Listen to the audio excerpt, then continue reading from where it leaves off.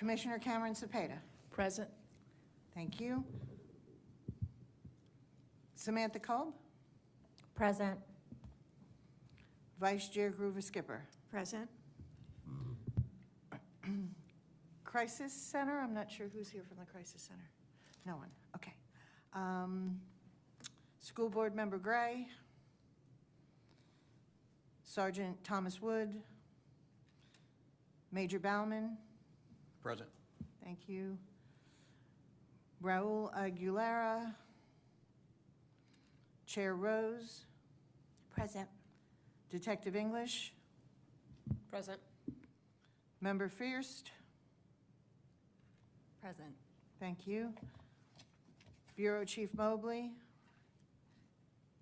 Member Petrolak. Present. Thank you. Chief Cavotier. Detective Aguilar. Present. Thank you. Captain Carlisle. Present. Thank you. Member Williams. Present. Thank you. Madam Chair, you have a quorum. Thank you. Thank you, thank you. So we are now at election of officers for 2026. Yes, ma'am. I received nominations via email, and Chair Rose, you were nominated to be chair. Is there any nomination from the floor? Hearing none. Everyone in favor, please indicate by saying aye for Member Chair Rose to remain Chair Rose. Aye. Aye. Thank you. With a unanimous consent, congratulations, Madam Chair. I did also receive a nomination for Vice Chair, for Vice Chair Dottie Groover Skipper to remain Vice Chair. Do I hear any nominations from the floor? Hearing none. Everyone in favor of Vice Chair Groover Skipper remaining Vice Chair Groover Skipper, please indicate by saying aye. Aye. By unanimous consent, congratulations, Madam Vice Chair. And here's the challenging one. I did not receive any nominations for Secretary. Comes as no surprise, I'm sure. Would anyone like to nominate someone, including themselves, to be Secretary? Okay, so hearing none, and we are, a few members shy today. We still have a quorum, but we can defer that to the next meeting.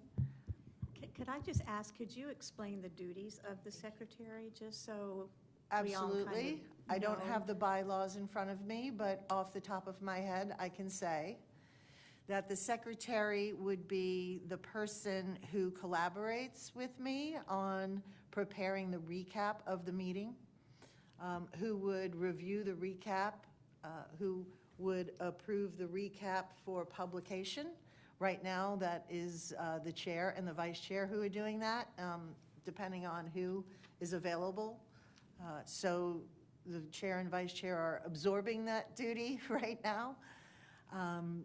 There would, that would be the person who would, if we had correspondence to send, they would, draft the correspondence. If there is a response that we have to give to, someone who makes an inquiry, either I can draft it, they review it, but it would be a collaboration between myself, the administrator, and whoever serves as secretary to just manage the communications of the board. Thank you, an important role. You're welcome. Yes. So with that, I think we can move on to public comment. And Madam Chair, we do have one person still signed in? Yes, okay, I wasn't sure with the technical difficulties if. I'm waiting for confirmation.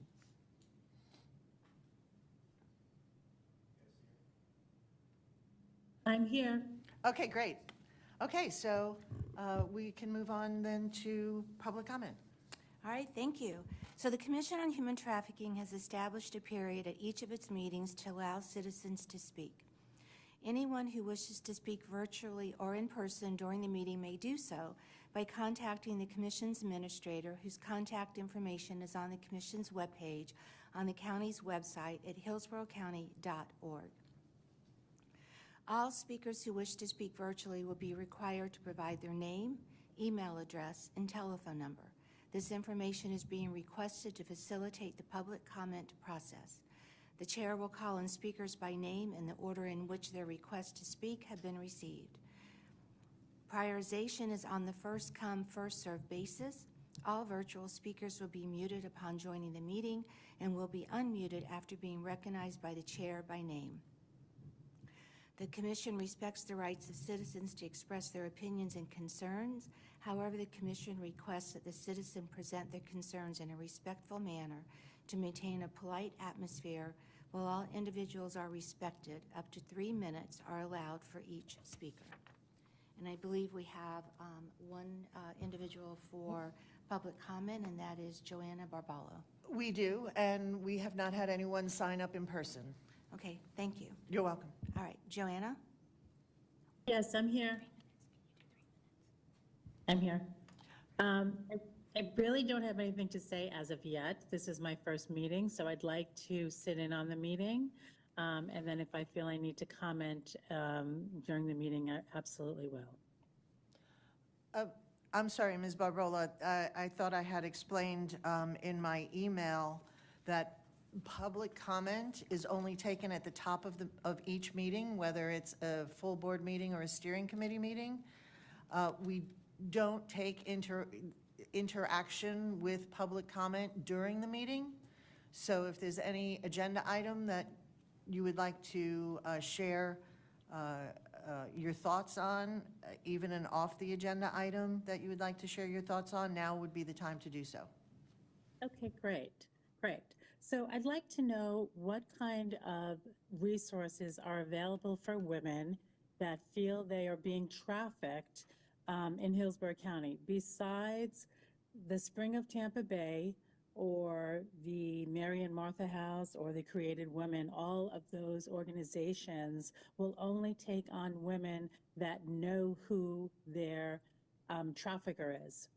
So I'd like to know what's available for women that do not know who their trafficker is and that is going through a situation like that and needs assistance from the county. What kind of resources are available to her? Well, Ms. Barbola, I can't speak on behalf of everyone on every department here at the county, but if there is a trafficking incident or someone believes they are being trafficked, their first call should be to 911,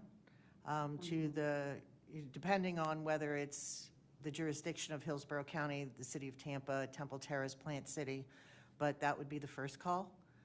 As far as resources, the county does not prepare a list of resources, but the Crisis Center has 211.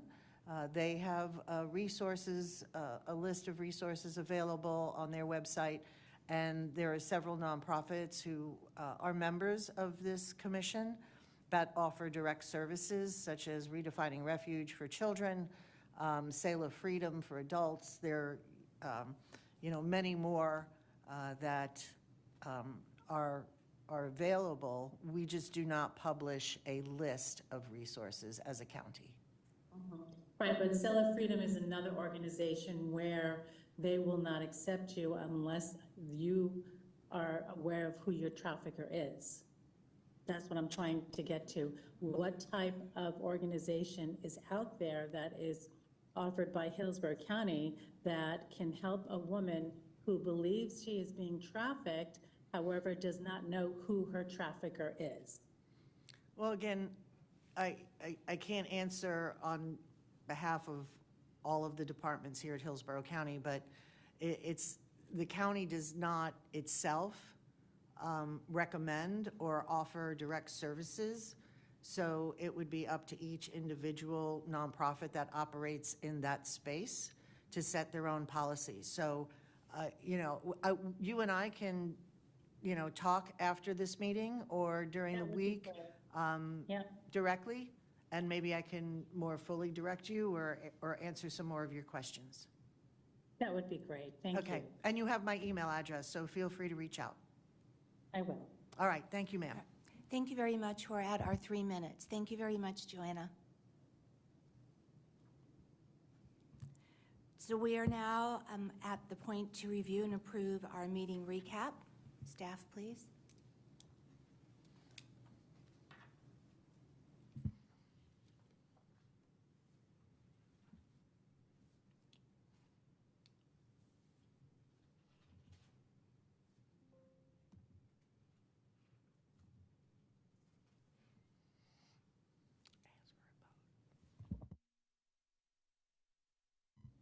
Oh, sorry. So we're reviewing an approval for the meeting recap, which means we need to have a vote on the meeting minutes, please. That's in your agenda packet. So someone would have to So make a would motion. someone motion for the minutes? I make a motion. to Oh, go ahead. approve the minutes. Thank you. I second.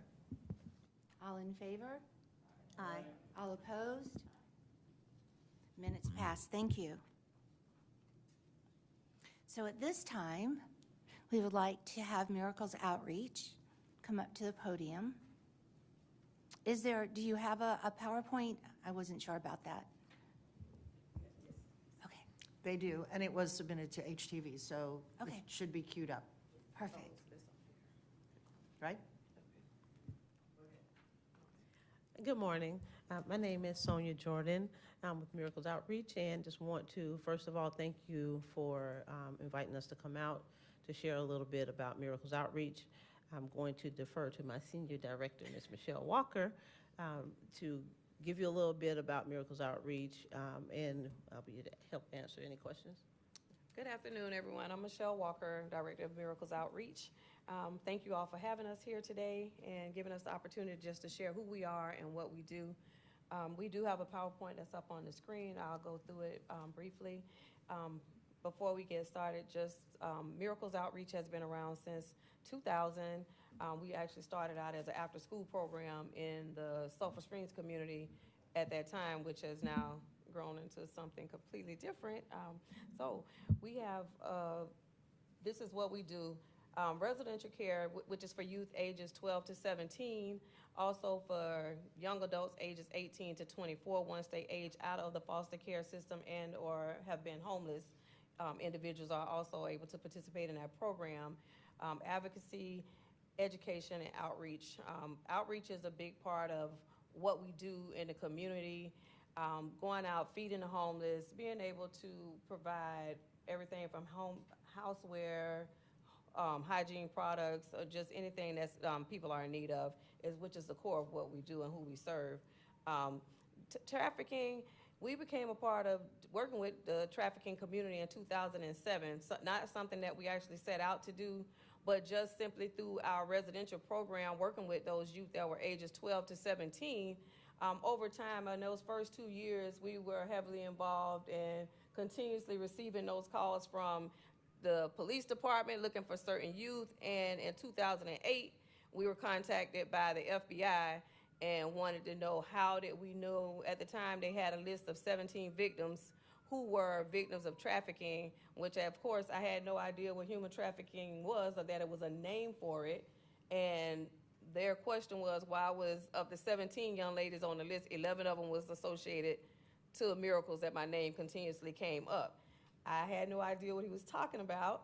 And during that time, I had the opportunity to meet with, I forget the agent's name, but we began a relationship and working through the process of the young ladies that were on the list and being able to let them know how we came involved with them through the foster care system and being able to let them know where those young ladies were at the time, or either enrolled in junior college, working, and just being able to show that we had developed those relationships over the years.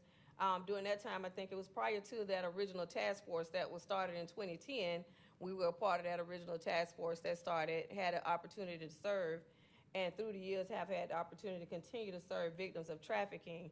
We don't have a safe house at this time. We continue to work with youth that have been involved in trafficking, but trying to integrate them back into the system and being able to really rebuild them from the bottom up, being able to develop them, a trust system, and being able to have those trusted friends and knowing who they can come to and turn to in a time of need. So on the screen, I know it does have how does trafficking impact the community, and it just has a few of the different things, how it impacts the local economy, decreases safety in the neighborhoods, and I'm not going to go through them all because it's on the sheet. We did give a handout, and it does list some of those things as well from different studies. I talked about how we serve the community with community service, feeding the hungry, educational workshops, different community events, youth empowerment, which is really big for us, being able to focus on youth, helping them and empowering them to be able to, one, have a voice and be able to focus on the trauma that they've experienced and knowing how to move forward through those things. Advocating for young adults has also been one of the things that we take very serious, and that's very important for us, and being able to help them fight for their rights and to be able to, even for the victims to know their rights and understand what it is that they need. I wanted to focus on one of the, let me see.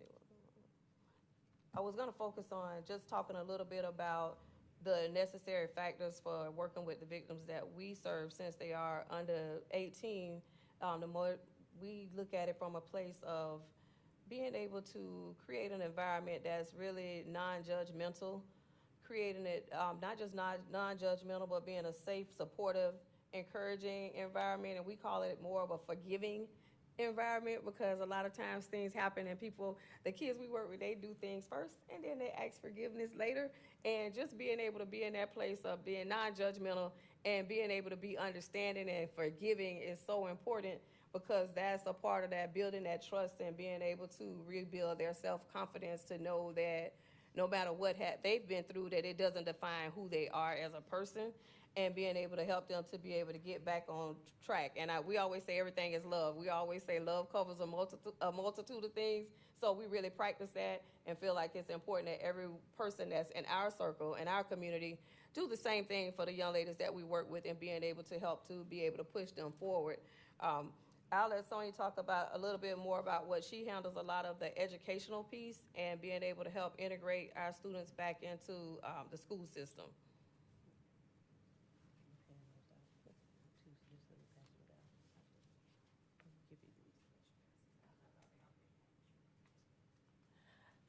Hi again.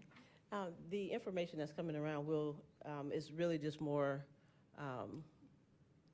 additional information that I researched on just the impact that we have in Tampa Bay area, but most of that information I'm sure you all are pretty aware of, but just wanted to highlight a couple of things. As Ms. Walker said, I do work with the schools quite a bit. One thing that we see with the youth that come in, whether it be trafficking or with some of the foster care youth, is they're very behind in school because they move around. So that is a key piece to what we do. We want to get them, ready for school and in school as soon as possible. And we have different ways where we'll work with them at their own pace, but sometimes school may be the one constant thing that child had. That's their security. That's the one thing that they know they can count on. I can go to school, I can get a meal, I have my favorite teacher I can talk to. So we try to make sure that we keep that piece as constant as possible with the foster youth. They do have the ability, if they're somewhere close to the area, to be able to work something out to stay in the same school. However, we do get youth that come from across the state. We have youth that come from Panama City, Tallahassee, from Miami, so of course they have to change schools, but we try to work really closely with the school that they're in to make sure we're getting them in as soon as possible and keeping them on track. I also work with the independent living youth as well, because not all of our kids, by the time they turn 18, are done with high school. So we try to make sure our number one thing is getting them at least that diploma to help them qualify for the independent living subsidies that is allotted to them, as well as the free education that is also I guess you could say, a benefit of coming out of the foster care system. One of the things that I did want to focus on, in Tampa Bay, we all know that we have a beautiful city here, and it's full of great attractions, but with those great attractions also comes a undercurrent of, crime and unwanted things that happen. So our focus is always to try to make sure that we're out and we're serving the community. We're doing outreach, whether it's the feeding the hungry.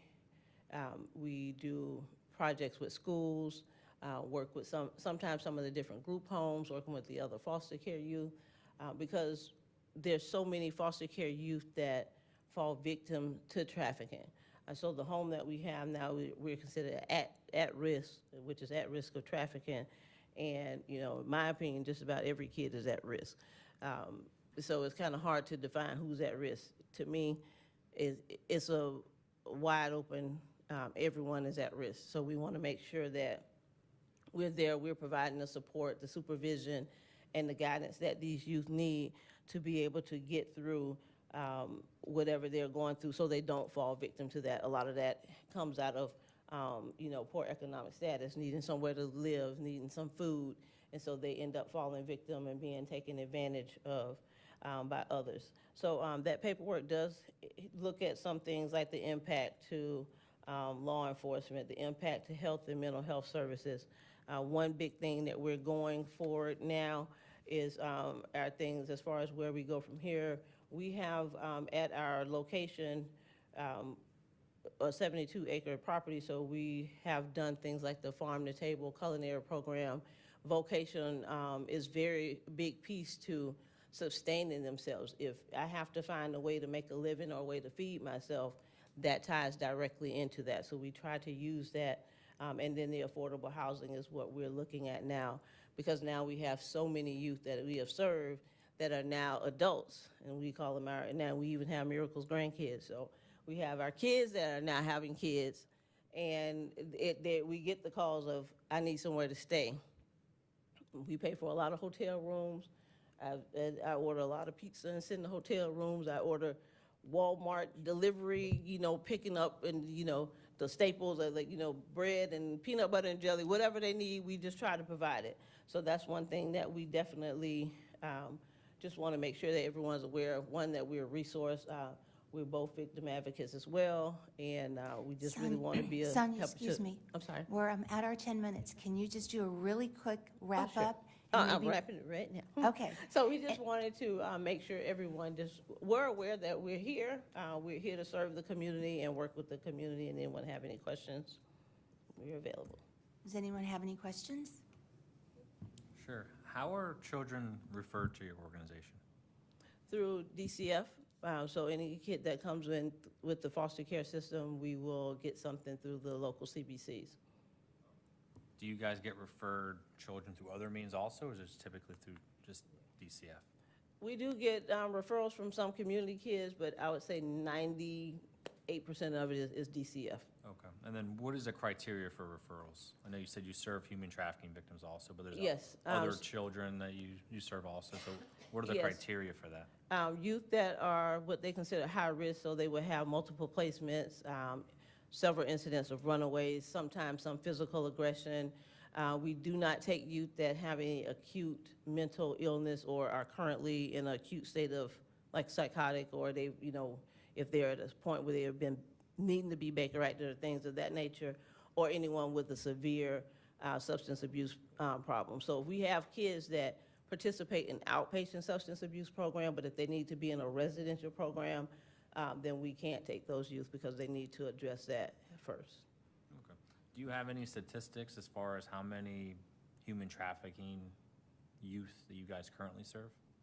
Currently, I would say we're at about 25 to 30% of our population is trafficking. We do that strategically because our homes are at risk. So we sit down and we assess and we look at what the characteristics of that child coming in has, or I would not place too many kids with the same behaviors in one home. We had a trafficking home before with, you have 6 kids with all the same behaviors, and we found out really quickly that that's not always a great idea. It's a great idea on paper for us, but I'd rather take a child, get them stabilized, get them situated, give them that attention, and then when I feel like this kid is moving along and working in the program, then bring another kid in, because that way you have a kid who can hopefully help and say, hey, I've been here, and it's not that bad, and I've been through it. If you bring a bunch in at the same level, they just kind of gang up together and take off, which is, I can only speak from our experience, but. I understand. Thank you. Okay, any other questions? Yeah, I was going to ask. Yeah, I just want to say I've known Michelle and Sonia for, I don't know how long, it seems like a lifetime, and the work that you guys do through Miracles is amazing. So thank you for being here today. All right, thank you all. Yes. Hold on, Yeah, Commissioner I would just like wanted to to say, I love the name of your organization. It's absolutely awesome. I love that. And also, thank you for helping the kids integrate back into the school system. I think that's really awesome. And also the fact that you're helping the foster kids that are aging out, to help them to get housing and help them get, settled and ready, for their future. That's absolutely amazing and wonderful. And thank you so much for all that you're doing. Thank you. Thank you. You guys have like a business card or something like that? Maybe I can, thank you, I appreciate that. I can share their contact information Okay, with you, thank you. Detective. Even better. Thank you so much. Thank you, Michelle and Sonia. Thank you so much. So we're going to move right along to the chair's report. So, I'm also the chair of the steering committee. It would be nice maybe when we go to vote for that, someone would want to be the chair. Who knows? Anyway, so let's go ahead and we'll move on. I want to first just take a moment and thank everyone here. The last couple of days in the foyer, downstairs, many of you, and I have a list to actually think one by one, but many of you, you brought awareness materials, you sat down there, we didn't have this huge influx, but we had, folks coming in and out and looking and asking questions, et cetera. It was our very first time doing this, so thank you so much for that. Lisa, thank you. I know that this week we've really taxed you a lot, and we are immensely grateful to you, because between everything that's gone on the last 2 days with downstairs and coordinating all of that, to yesterday also the semi-annual report to the Board of County Commissioners, so thank you with all your help with that. And then tomorrow we have our tour, yes, and then having to help put together that has been a lot. So we are extremely grateful to you and the entire team. I know there's some other folks behind you that have also assisted. Yes, and, I would be remiss if I didn't mention 2 people who are not here today from staff, and that's Rob Parkinson and Director Felicia Crosby Rucker. They are so immensely helpful to me, and the Children's Services Department, who always answers the phone when I call them with questions, and Heather and Director Minzy and others in Children's Services help out. And but thank you. I've said before, it's an honor and a privilege to have the opportunity to work with this group, with all of the people who are on the ground in the field, and I learned so much. So it's a wonderful opportunity, and I'm grateful to be here. Thank you. We're grateful for you. And then, like I mentioned, tomorrow is our bus tour, so we're so excited. I believe we have about 22 folks that are joining us tomorrow on the bus tour. I have my list. 23, not including myself. Okay, so we have 24, excuse me. Yes. So we have 2 little buses going out, and we have our map, so we're all set of where we're going. We're doing this in an hour and a half. I cannot wait to see how this is going to work out in an hour and a half, right? And then we're coming back, and we're doing a little Q&A. So, right, our first time back out again. So this will be great. So again, thank you for... And if I may, anyone who can't make the bus tour itself, we're expected to be back at County Center at approximately sometime between 1:15 and 1:30. I'm trying, I'm sorry, right? No, no. I'm sorry, do that to us. 11:15. 11:15 and 11:30. and a half. That's what we want. I'm thinking of today's meeting, it's 1:30. No, 11:15 or 11:30 tomorrow, we should return to County Center. Barring any traffic or incidents that happen along the way. We won't be getting out of the buses, so there might be a few places that we pull into, but don't get off the buses. But the Q&A will be in the overflow room downstairs in the lobby of County Center, so anyone who can't make it to the bus tour from the board or from the public can join us there. So I'm excited. This is another first for me. Good. Well, we're excited also, so thank you. And then yesterday, I gave our semi-annual report, because, you know, that was part of when we went in August, you know, the BOCC requested that we come semi-annual and just give a report on what we were doing. So yesterday was the first for 2026, and I believe that it was very, very well received. Commissioner Cepeda mentioned when I walked in, so thank you. It was awesome, really was awesome report. Thank you very much. You're And welcome. everyone that had a part of that. Yes, yes, so, well, we are the Commission on Human Trafficking, so yes, everyone did, absolutely, Commissioner. Yeah, so thank you. So basically what I did is I just went through the report that was given to me of everything that, you know, we have accomplished, you know, throughout the year, and we have really done a lot. I would like for you all just really, like, applaud you, because I'm telling you what, 2025, we rocked it. Look what we did with the Children's Network. You know, now granted, it took us to 2026, but we did our first RFQ, right, for the emergency housing. We did phones. We did a training. I mean, just look at all the different things that we did in 2025, and that's what, you know, our semi-annual report was about, you know, and then continuing on with FKQ, which I'm not going to get into because that's part of Dottie's report. And so then moving on to the steering committee. You know, the steering committee is where we come together when we have thoughts about what we'd like to do as a commission, et cetera, and kind of really hash things out and really talk about it. And then, you know, we come back here to the board at large, and this is where it's voted on, right? So just in case of that distinction, anyone wanted some clarification on that distinction. And one of the things that I would really like to point out is the strategic plan. So what we did is we came up with a date. It is our March date, so as we would traditionally be meeting anyway on March the 26th. All we did was expand our time.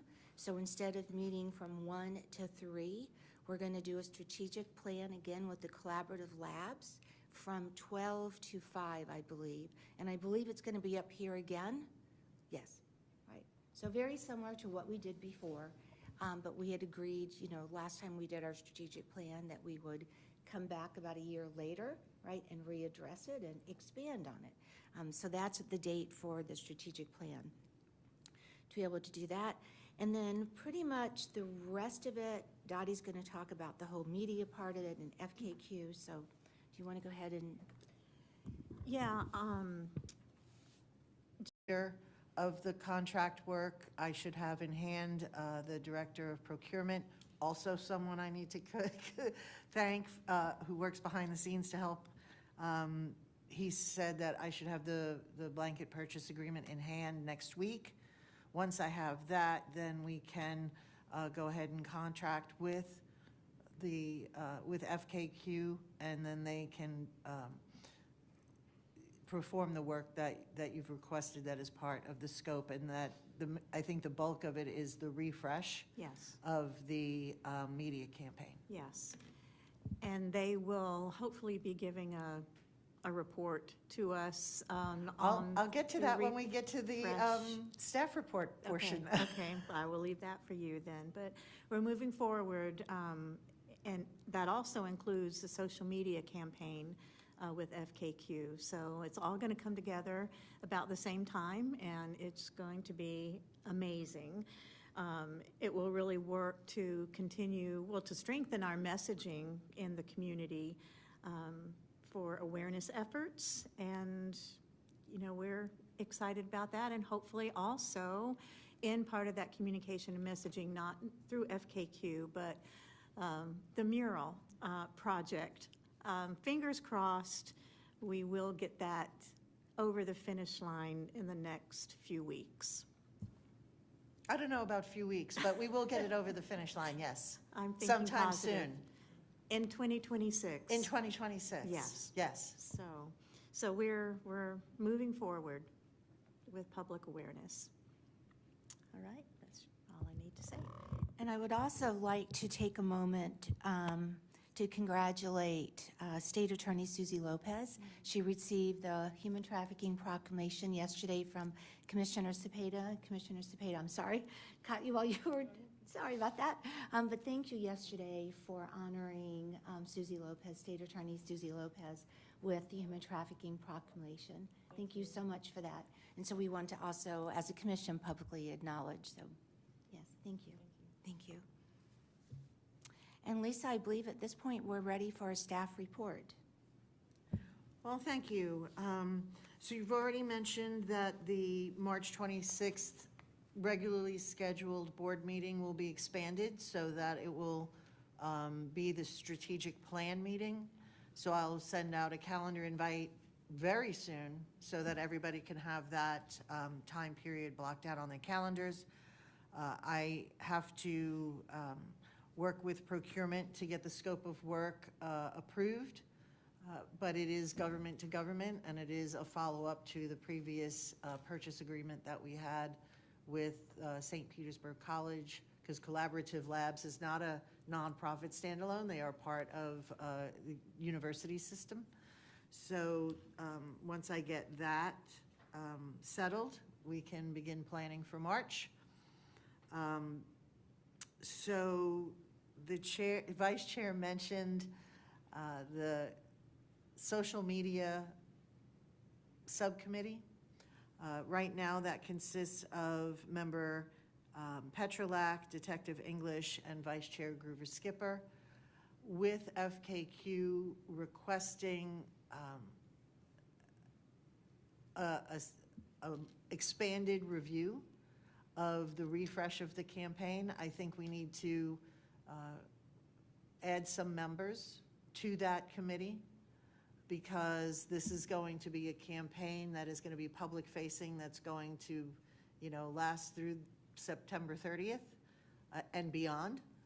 So I'll be sending an email out, because I don't like putting people on the spot. And again, we're shy a few members today, but I'll be sending an email out once I get the blanket purchase agreement approved from procurement to schedule a meeting. I did have a brief conversation with FKQ to find out how much time they would like, and they said that in order to fully go through the campaign, it would be at least an hour. So I didn't feel asking the chair or vice chair to put it on the steering committee agenda for next month, because that would be then almost the whole meeting. And there are other things that you need to discuss at steering committee. So an email will go out about that. And speaking of the steering committee, the chair mentioned that she is also chair of the steering committee.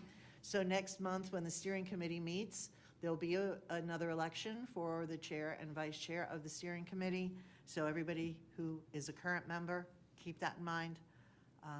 I'm also going to send out an email to see if anyone needs to step back from the steering committee, or if anyone wants to step up to the steering committee. So that will be another email to watch out for in your inboxes. I didn't put this on the agenda because I didn't know where we would be with this, but a procurement update. We already talked about the FKQ blanket purchase agreement. I'm waiting for the review of my responses, because as project manager for the RFQ, request for qualifications for emergency housing counseling, and support services. That is an open RFQ. It is out on our procurement system, public facing. It's called EUNA, E-U-N-A. There have been respondents who asked questions. I'm in the process of preparing responses to those questions. If all goes well, it should close, I believe, the end of this month, and then we'll move forward. But what I can say about that is limited. If anyone has any questions, they can contact the procurement department. Mr. Wonderly is the person who is assigned to it currently, and he can answer questions that anyone might have about the RFQ. I just wanted to give you an update as where we were in timeline about that. But that's all I can say about that. And now I'd like to turn it over to Heather Cazzola from Children's Services, who can talk about the other approval for funding that the committee has made to the Board of County Commissioners. So during the steering committee it was voted on and approved for Children's Network to receive a new agreement this year that will be focused on stipend supports for our victims, our youth victims in foster care, also not just foster care, but our community youth that are being served. It will include training, specialized training for foster parents, foster youth, the community at large, and our staff that work within the dependency system on human trafficking awareness and the signs. So kind of continuing the training that they had during the last agreement last year, and then continuing the marketing. They've done a really good job with the website and some snippets, and they're going to continue the marketing that is targeted on recruitment of foster families that are willing to work with the population of our human trafficking victims, along with awareness in our community as to the higher risk to our kids that are in our foster care system that they pose with human trafficking. So that agreement is been reviewed as of 10 o'clock this morning, and will go out for signatures. And then our goal is to get it placed on the BOCC agenda for February 18th, for the February meeting for review. That if it gets approved on the February 18th, that will allow them to start as of February 1st. So they can do payments back through, no, February. So because it'll be approved in February, the way that it works, then they can go ahead and start with that funding as of February. So that will give them through September 30th to utilize those funds for those 3 outcome goals. I did want to just address with the training. There was some questions with the training module that they were going to use to make sure that there weren't any other funding sources for that. They did communicate with that trainer and confirm that there were not. We will get that in an email so that that can be provided back to the steering committee and to this committee to make sure that there weren't any other funding sources that could help with that specific Hillsborough County training. So they were able to get that. And that's all I have. Any questions? Just a big thank you. Thank you. No, we're excited. So finally, the chair mentioned earlier about the tabling, the information distribution event that we had yesterday and the day before in the lobby of County Center. I do want to take the minute because I do have the list of participants. Children's Network of Hillsborough County, Cora Santana, who is a USF graduate student in international relations. She will be, you'll see her as much as possible, maybe online. She'll be volunteering throughout the year with us. The Crisis Center of Tampa Bay, Declare No More Foundation, Redefining Refuge, Selah Freedom, and the Children's Home Network. Without them, it would not have been possible. They brought all the materials. They sat at the tables, they answered questions, we collected not as many donations as I would have liked to see, but we did get some donations, so that's a good thing. But it was, I was just so pleased that they stepped up to come here and do that for us.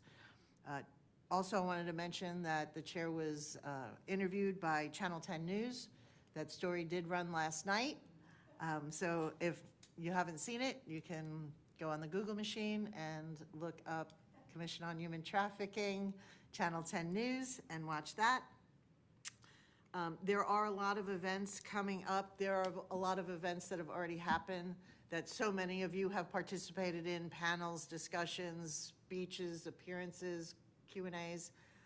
The ones, and I'm sure there are more, but the ones that I know of that are yet to happen, there is one that I will be asking for volunteers again. The Commission on Human Trafficking will have a table at the Red Sand event, which is Wednesday, January 28th. We'll have a table, and if we can just have somebody to, who's not tabling themselves, because a lot of the nonprofits here will be tabling themselves. It's, I think, set up at around 1. The actual event goes from 2 to 5, and it will be at the Hillsborough County Sheriff's Office down on Falkenberg Road. So that'll be the Red Sand event. It's hosted by One More Child.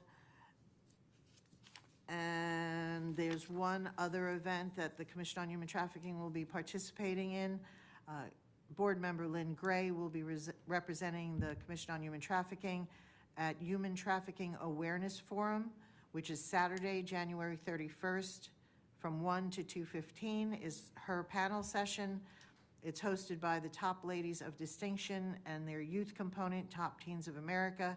That will be at the Robert Saunders Library, 1505 North Nebraska Avenue. Again, that's Saturday, the 31st, and that was at the recommendation of Commissioner Gwen Myers, who was contacted asking who from the county could participate, and she recommended the Commission on Human Trafficking. So we appreciate that recommendation. There's one more event. It's not happening till February, so we get a little bit of a breather, but I would want to mention that One More Child, I'm sorry, not One More Child, Declare No More Foundation is preparing roses with a message of hope for ministry partners to distribute Friday, February 13th from 1 to 3 at North Point Church. There is a link, if you go on Google and put in declarenomore.com/give-a-rose, you can sign up to volunteer for that event. And I just wanted to mention that because human trafficking, as the chair and vice chair reminded me yesterday, is not just January, it's all year long, so we continue with our events into February, and I'm sure there will be others as they come up. I will let you know. The information for the statewide council is in your packets, their agendas. I will have to wait to request the minutes from those meetings. And that the summit from 2025 is still available, that the statewide human trafficking task force hosted. It will be available until March 26th, so if you want to go back and review any of those sessions, they are still out there and still available for viewing. And that concludes my report. Thank you, Lisa. You're welcome. That was great. Anyone have any questions about the staff report? I just wanted to say the Declare No More Foundation, their Give a Rose. I know my organization, Heart Dance, has participated in that for many years.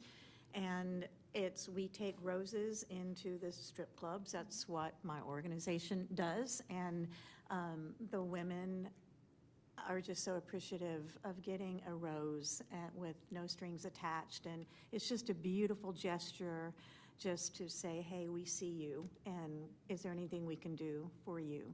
So it's just a beautiful, beautiful thing. It goes over really, really well. Something so simple, but so powerful.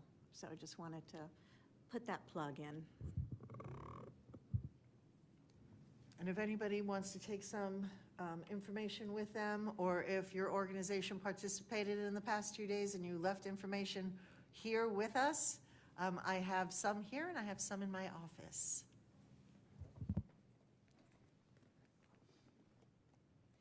Lisa, could I ask one more question? Going back to the request for proposals that are... Depends on which one you're referring to. The one Some are for- Qs and some are Ps. Q, I think. the one that for housing, emergency housing, how would an organization find that information? I know going through the Right, so the if you go to county- Hillsborough County's website, there is a department, one of the buttons at the top says Department, go to Procurement, Okay, and under Procurement, there'll be information on current available opportunities. I don't have the wording like right in front of me, but it'll say something, you know, current procurement opportunities. To respond, you would need to register with, the system is called EUNA, E-U-N-A. And you can view, you can read it, you can, you know, submit a proposal, or submit your qualifications, actually, because it is an RFQ. okay, thank you. I But know I that's how. probably will be asked by a couple of Yes. entities, so I wanted to have the correct information. Or they can just call the procurement department and ask for Mr. Wonderly. Waterly?